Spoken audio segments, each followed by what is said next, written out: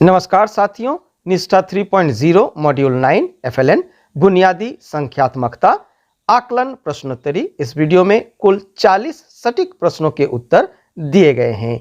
इस कोर्स को आरंभ करने की तिथि 1 फरवरी 2022, कोर्स में योगदान करने की अंतिम तिथि 25 फरवरी 2022 और कोर्स को पूर्ण करने की अंतिम तिथि 28 फरवरी 2022 निर्धारित है। तो जल्द से जल्द कोर्स को आइए हम लोग पूर्ण करते हैं और देखते हैं आकलन में कौन कौन से प्रश्न दिए गए हैं। और पहला प्रश्न है, जिन चीजों में कुछ विशेषताएं समान है उन्हें एक साथ रखने से फिल इन द ब्लैंक्स है या की क्षमता में वृद्धि होती है। और इसका सही विकल्प है विकल्प 3 वर्गीकरण। इस पर क्लिक करेंगे और आगे बढ़ेंगे। आगे प्रश्न है, निम्नलिखित में से कौन संख्या की समझ विकसित करने के लिए एक महत्वपूर्ण कौशल नहीं है। और इसमें सही विकल्प है विकल्प 3 संख्या नामों को बोलना। इस पर क्लिक करेंगे और आगे बढ़ेंगे। आगे प्रश्न है, सीमा के पास 12 गुलाब है, सीफा के पास 15 गुलाब है, किसके पास ज्यादा है और कितने से। उपरोक्त शब्द समस्या में किस घटाव संदर्भ का प्रयोग किया गया है। और इसका सही विकल्प है विकल्प 3 तुलना। तो इस पर क्लिक करेंगे और आगे बढ़ेंगे। आगे प्रश्न है, वस्तुओं के मिलान या जोड़ी बनाने की गतिविधियां किस पूर्व संख्या कौशल के विकास में मदद करेंगी। और इसका सही विकल्प है विकल्प 2 प्रत्येक से अलग पत्राचार। तो इस पर क्लिक करेंगे और आगे बढ़ेंगे। आगे प्रश्न है, यदि छात्र विभिन्न त्रिभुजों के गुणों का नाम बता सकते हैं लेकिन अभी तक उनके बीच संबंध नहीं देख पा रहे हैं तो वे वैन हील ज्यामितीय सोच मॉडल के किस चरण में है। और इसका सही विकल्प है विकल्प 2 विश्लेषण। तो इस पर क्लिक करेंगे और आगे बढ़ेंगे। आगे प्रश्न है, निम्नलिखित में से कौन गणित अधिगम के आकलन का आयाम नहीं है। और इसका सही विकल्प है विकल्प 3 प्रक्रियात्मक ज्ञान। तो इस पर क्लिक करेंगे और आगे बढ़ेंगे। आगे प्रश्न है, निम्नलिखित में से कौन सा संख्याओं का प्रकार और उपयोगिता नहीं है। तो इसका सही विकल्प है विकल्प 3 सौंदर्य संख्या। तो इस पर क्लिक करेंगे और आगे बढ़ेंगे। आगे प्रश्न है, निम्नलिखित में से कौन डेटा प्रबंधन का एक घटक नहीं है। और इसका सही विकल्प है विकल्प 4 डेटा का निर्माण। इस पर क्लिक करेंगे और आगे बढ़ेंगे। प्रश्न है, संख्यात्मकता की मजबूत बुनियाद सुनिश्चित करने के लिए बच्चों का मूल्यांकन किया जाना चाहिए। और इसमें सही विकल्प है विकल्प 3 सतत रचनात्मक अनुकूली विधियों के माध्यम से। तो इस पर क्लिक करेंगे और आगे बढ़ेंगे। आगे प्रश्न है, निम्नलिखित में से कौन सी मूलभूत संख्यात्मक कौशल को बढ़ाने के लिए एक उपयुक्त शैक्षणिक प्रक्रिया नहीं है। और इसका सही विकल्प है विकल्प 4 बहुत सारे अभ्यास प्रश्न हल करवाना। तो इस पर क्लिक करेंगे और आगे बढ़ेंगे। आगे प्रश्न है, निम्नलिखित में से कौन एक बच्चे को प्रारंभिक वर्षों में संज्ञात्मकता में दक्ष बनाने का उद्देश्य नहीं है। और इसका सही विकल्प है विकल्प 4 यह उन्हें तेजी से गणना करने में मदद करता है। तो इस पर क्लिक करेंगे और आगे बढ़ेंगे। प्रश्न है, संख्याओं को सीखने से पहले एक बच्चे को वस्तुओं को क्रमबद्ध करने में सक्षम होना चाहिए क्योंकि क्रम। और इसमें सही विकल्प है विकल्प 1 संख्याओं को क्रम में रखने या क्रम में रखने से संबंधित। तो इस पर क्लिक करेंगे और आगे बढ़ेंगे। आगे प्रश्न है, निम्नलिखित में से किसमें दिए गए नियम के अनुसार वस्तुओं के संग्रह का क्रम शामिल नहीं है। और इसमें सही विकल्प है विकल्प 4 वर्गीकरण। तो इस पर क्लिक करेंगे और आगे बढ़ेंगे। आगे प्रश्न है, कब कहा जाता है कि एक बच्चे ने आकार और स्थान की समझ हासिल नहीं की है। और इसका सही विकल्प है विकल्प 2, जब बच्चा बिना समझे घन, घनाभ, गोला आदि आकृतियों के नाम रटता है। तो इस पर क्लिक करेंगे और आगे बढ़ेंगे। आगे प्रश्न है, गुणन सीखने अथवा समझने में उपयुक्त क्रम क्या होना चाहिए? पहला, जोड़ के संबंध में गुणन का वितरण नियम लागू करना। दूसरा, गुणन का अर्थ समझना। तीसरा, गुणन एल्गोरिथम सीखना। चौथा, गुणन की भाषा को समझना और प्रयोग करना। और इसका सही विकल्प 2, 4, 1, 3 दूसरा विकल्प। तो इस पर क्लिक करेंगे और आगे बढ़ेंगे। आगे प्रश्न है, निम्नलिखित में से कौन सा सत्य नहीं है? और इसमें सही विकल्प है विकल्प 4, सभी आयत वर्ग होते हैं। तो इस पर क्लिक करेंगे और आगे बढ़ेंगे।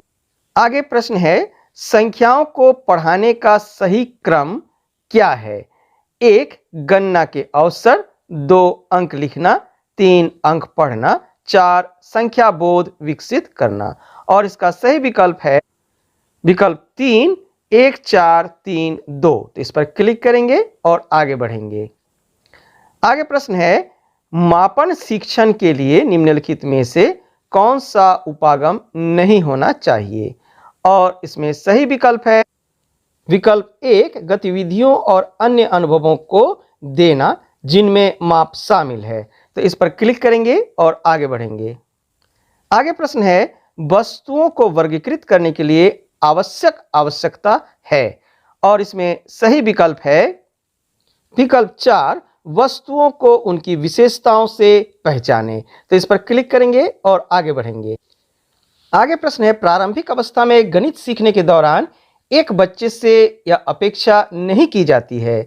और इसमें सही विकल्प है विकल्प 4, गणितीय तकनीकों के लिए आवश्यक परंपराओं को जाने। आगे प्रश्न है, निम्नलिखित में से कौन सा पूर्व संख्या कौशल नहीं है? और इसका सही विकल्प है विकल्प 1, अंक जानना। तो इस पर क्लिक करेंगे और आगे बढ़ेंगे। आगे प्रश्न है, निम्नलिखित में से किसमें दिए गए नियम के अनुसार वस्तुओं के संग्रह का क्रम शामिल नहीं है? और इसमें सही विकल्प है विकल्प 4, वर्गीकरण। इस पर क्लिक करेंगे और आगे बढ़ेंगे। आगे प्रश्न है, प्रारंभिक अवस्था में गणित सीखने के दौरान एक बच्चे से यह अपेक्षा नहीं की जाती है। और इसमें सही विकल्प है विकल्प 4, गणितीय तकनीकों के लिए आवश्यक परंपराओं को जाने। आगे प्रश्न, निम्नलिखित में से कौन सा बुनियादी संख्यात्मकता का घटक नहीं है? और इसमें सही विकल्प है संख्या के नाम याद रखना। तो इस पर क्लिक करेंगे और आगे बढ़ेंगे। आगे प्रश्न है, संख्याओं को सीखने से पहले एक बच्चे को वस्तुओं को क्रमबद्ध करने में सक्षम होना चाहिए, क्योंकि क्रम। और इसमें सही विकल्प है विकल्प 2, संख्याओं को क्रम में रखने या क्रम में रखने से संबंधित। इस पर क्लिक करेंगे और आगे बढ़ेंगे। वस्तुओं को वर्गीकृत करने के लिए आवश्यकता है। और इसमें सही विकल्प है विकल्प 4, वस्तुओं को उनकी विशेषताओं से पहचाने। इस पर क्लिक करेंगे और आगे बढ़ेंगे। आगे प्रश्न है, जानना की प्रक्रिया के दौरान विद्यार्थी क्या नहीं कर रहा होता है? सीखने की प्रक्रिया के दौरान विद्यार्थी क्या नहीं कर रहा होता है? और इसमें सही विकल्प 4, नंबर के नाम लिखता है। आगे प्रश्न है, सीमा के पास 12 गुलाब है, सीफा के पास 15 गुलाब है, किसके पास ज्यादा है और कितने से? उपरोक्त शब्द समस्या में किस घटाव संदर्भ का प्रयोग किया गया है? तो यहां हम लोग देख रहे हैं कि तुलना किया गया है। तो इसमें विकल्प 2 सही विकल्प है। तो इस पर क्लिक करेंगे और आगे बढ़ेंगे। आगे प्रश्न है, संख्याओं को पढ़ाने का सही क्रम क्या है? और इसमें जो है दिया गया है 1, गणना के अवसर। 2, अंक लिखना। 3, अंक पढ़ना। 4, संख्या बोध विकसित करना। तो इसमें सही विकल्प है 1, 4, 3, 2, ये दूसरा विकल्प। तो इस पर क्लिक करेंगे और आगे बढ़ेंगे। आगे प्रश्न है, निम्नलिखित में से कौन डेटा प्रबंधन का घटक नहीं है? और इसमें सही विकल्प है डेटा का निर्माण, पहला विकल्प। इस पर क्लिक करेंगे और आगे बढ़ेंगे। आगे प्रश्न है, निम्नलिखित में से कौन सा संख्याओं का प्रकार और उपयोगिता नहीं है। और इसमें सही विकल्प है विकल्प 3 सौंदर्य संख्या। इस पर क्लिक करेंगे और आगे बढ़ेंगे। आगे प्रश्न है, एक संग्रह की कार्डियोलिटी को तुरंत समझने की क्षमता आमतौर पर बिना गिनती के 4 से 5 से अधिक नहीं कहा जाता है।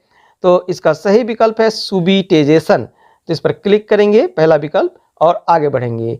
आगे प्रश्न है सुबिटाइजिंग क्या है, और इसका सही विकल्प है विकल्प 2 वस्तुओं की संख्याओं को केवल उन्हें देखकर और वास्तव में वस्तुओं को गिनने के बिना पहचानने की क्षमता। तो इस पर क्लिक करेंगे और आगे बढ़ेंगे। आगे प्रश्न है कितनी बार 4 जोड़ने से 16 प्राप्त होगा। तो इसमें पहला विकल्प सही है, 4 बार। 4 को 4 बार जोड़ेंगे तो 16 प्राप्त होगा। आगे प्रश्न है निम्नलिखित में से कौन सा गुणन सीखने का सबसे महत्वपूर्ण पहलू है, और इसमें सही विकल्प है विकल्प 3 गुणा को कितने बार जोड़ने के रूप में समझना। आगे प्रश्न है निम्नलिखित में से कौन गणित अधिगम के आकलन का आयाम नहीं है, और इसमें सही विकल्प है विकल्प 1 प्रक्रियात्मक ज्ञान। तो इस पर क्लिक करेंगे और आगे बढ़ेंगे। आगे प्रश्न है निम्नलिखित में से किसमें एक संगतता शामिल नहीं है, और इसमें सही विकल्प है विकल्प 1 समूहन। इस पर क्लिक करेंगे और आगे बढ़ेंगे। आगे प्रश्न है निम्नलिखित में से कौन सा परिदृश्य जोड़ और घटाव से संबंधित शब्द समस्याओं में शामिल नहीं है। तो इसमें सही विकल्प है विकल्प 3 वस्तुओं का वर्गीकरण। तो इस पर क्लिक करेंगे। एक संगतता की समझ के निर्माण के लिए बच्चों को फिल इन द ब्लैंक्स का अर्थ समझने की आवश्यकता नहीं है, और इसमें सही विकल्प है संख्या निर्देश की प्रणाली। तो इसको विकल्प 2 को क्लिक करेंगे और आगे बढ़ेंगे। आगे प्रश्न है सीखने समझने में उपयुक्त क्रम क्या होना चाहिए। गणित सीखने अथवा समझने में उपयुक्त क्रम क्या होना चाहिए, और यहाँ पर दिया गया है 1 जोड़ के संबंध में गुणन का वितरण नियम लागू करना, 2 गुणन का अर्थ समझना, 3 गुणन एल्गोरिथम सीखना, और 4 गुणन की भाषा को समझना और प्रयोग करना। और इसमें सही विकल्प है विकल्प 3 2 4 1 3। इस पर क्लिक। प्रश्न है निम्नलिखित में से कौन सा गुणन सीखने का सबसे महत्वपूर्ण पहलू है, और इसमें सही विकल्प है गुणन को कितनी बार जोड़ने के रूप में समझना। विकल्प 2। इस पर क्लिक करेंगे और आगे बढ़ेंगे। तो आप देख सकते हैं स्कोर एज 20/20। कुल इस वीडियो में 40 प्रश्न दिए गए हैं, और आशा है कि आपके प्रश्न इन्हीं 40 में से होंगे। साथियों, यदि आपको यह वीडियो अच्छी लगी हो तो वीडियो को लाइक करें। अगर आप पहली बार चैनल को देख रहे हैं तो चैनल को अवश्य सब्सक्राइब कर दें, ताकि आगे भी आपको इस चैनल पर इसी प्रकार के शैक्षणिक वीडियो प्राप्त होता रहे। वीडियो को अंत तक देखने के लिए आप सबको बहुत बहुत धन्यवाद। मिलते हैं अगले वीडियो में।